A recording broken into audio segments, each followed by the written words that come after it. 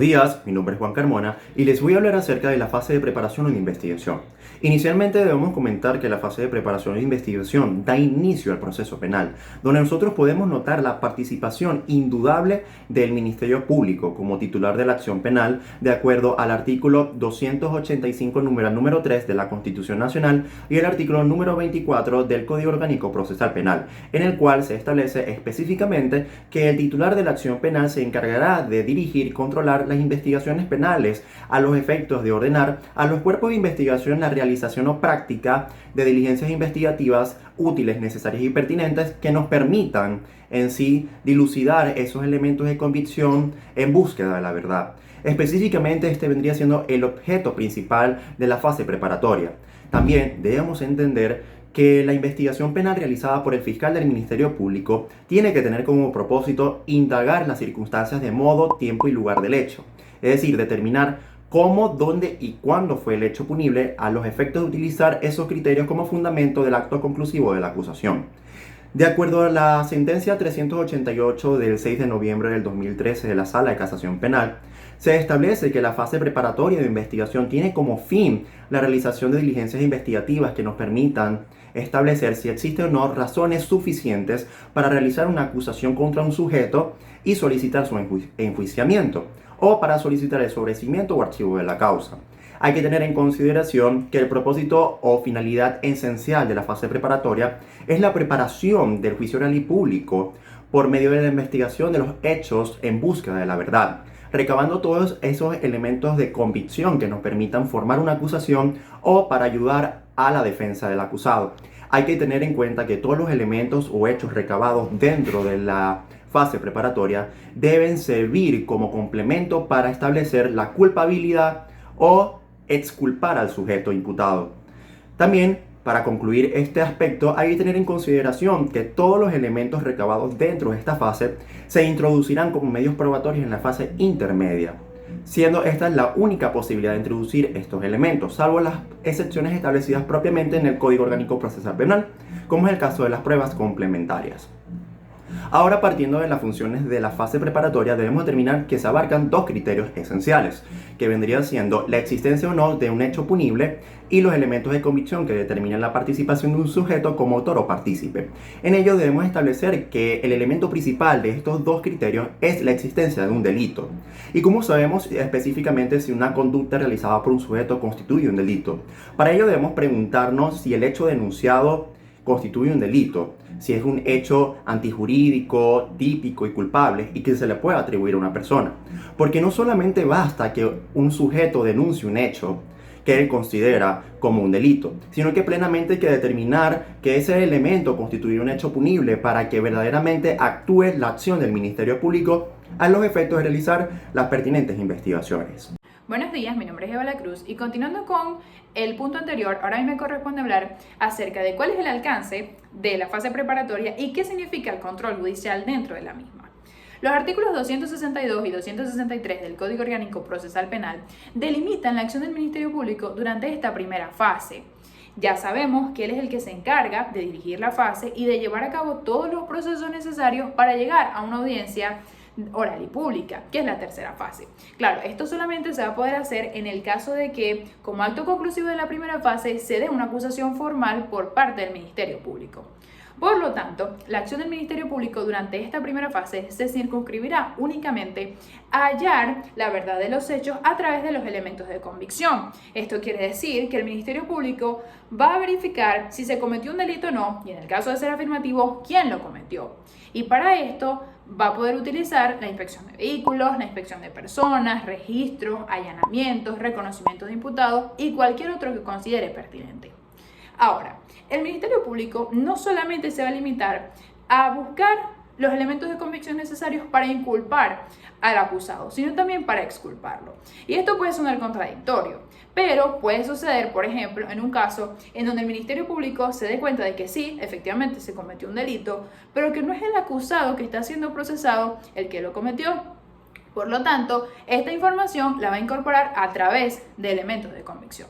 Ahora, ¿qué es el control judicial?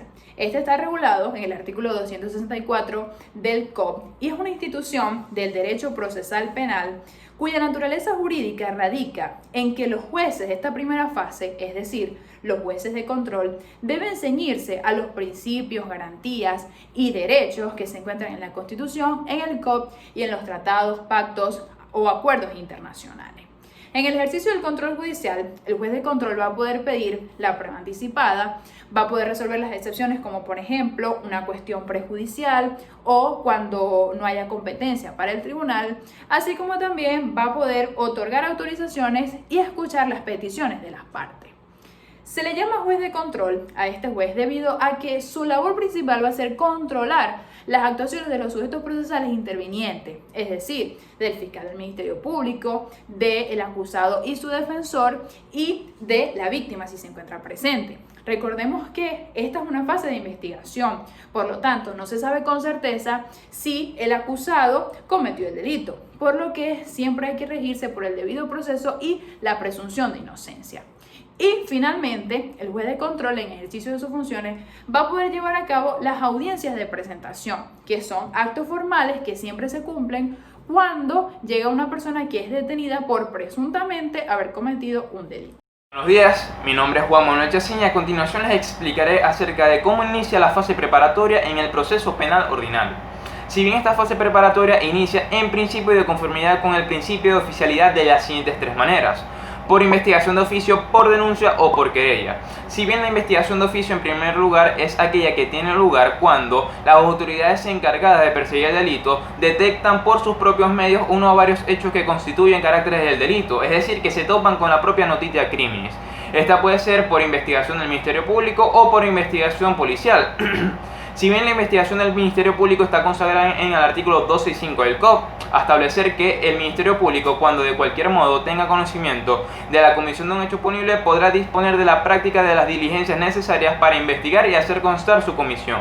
Luego tenemos la investigación policial, que la investigación policial es aquella que establece el artículo 266 al establecer que si la noticia es recibida por una autoridad policial, ésta tendrá la obligación de remitirla y comunicarla al fiscal del Ministerio Público dentro de las 12 horas siguientes y solo podrá realizar las diligencias que considere urgente y necesaria. Luego tenemos la denuncia, que la denuncia es la forma más importante de excitación del aparato estatal de represión del delito, no solo por su influencia numérica mayoritaria dentro del mundo del proceso penal, sino también por su importancia política y social. Así bien, aunado a esto, el artículo 267 del COP establece que toda persona que tenga conocimiento acerca de la comisión de un hecho punible podrá denunciarlo ante el fiscal del Ministerio Público o ante los órganos policiales de investigaciones penales. Si bien en cuanto a la forma y contenido de la denuncia, el artículo 268 establece que ésta podrá formularse verbalmente o de manera escrita y deberá contener la información del denunciante, el relato de los hechos, el señalamiento de las personas que lo cometieron y el señalamiento de las personas que lo hayan presenciado. Una vez hecho esto, esta denuncia será firmada por el denunciante o, en tal caso, de su apoderado, y de formularse de manera verbal deberá firmarse el acta de la denuncia por el denunciante acompañado con el funcionario que la haya recibido. Debemos destacar que esta denuncia es obligatoria. Así lo consagra el artículo 269 del COP. Asimismo, quedan exentos, sin embargo, de esta obligación de denunciar ciertos familiares, los tutores o pupilos de los partícipes que cometieron el hecho punible. Asimismo, quedan exentos de esta obligación de formular la denuncia por razones profesionales los abogados con respecto a sus clientes, los ministros de cualquier culto cuando hayan recibido una noticia a través del ejercicio de sus funciones, por ejemplo la confesión, y ciertos médicos cirujanos cuando una ley especial lo releve de dicha obligación. Luego tenemos la querella, por último, que es una acusación formal que se presenta siempre de manera escrita ante un juez de control por parte de la persona, natural o jurídica, que tenga la calidad de víctima. Si bien según el artículo 274 y 275 del COP, si bien el artículo 276 establece lo que debe contener la querella, que debe contener la información del querellante, la información del querellado, el delito que se le imputa con el lugar, fecha y hora aproximada de su comisión y, por supuesto, un relato específico de los hechos. Asimismo, en cuanto a su admisibilidad, el artículo 278 establece que esta deberá ser admitida o rechazada por el juez de control, cuya decisión deberá notificar y comunicarle al fiscal del Ministerio Público y al imputado. Si bien con la admisión de esta, es decir, con la admisión de la querella, la víctima se le confiere la condición de parte querellante. Y por último, en cuanto al desistimiento de la querella, el querellante podrá desistir de la querella en cualquier momento del proceso, sin embargo deberá pagar las costas procesales del mismo. Sin más nada que acotar, muchísimas gracias. Rosa Borges y yo les expondré acerca del desarrollo de la investigación penal.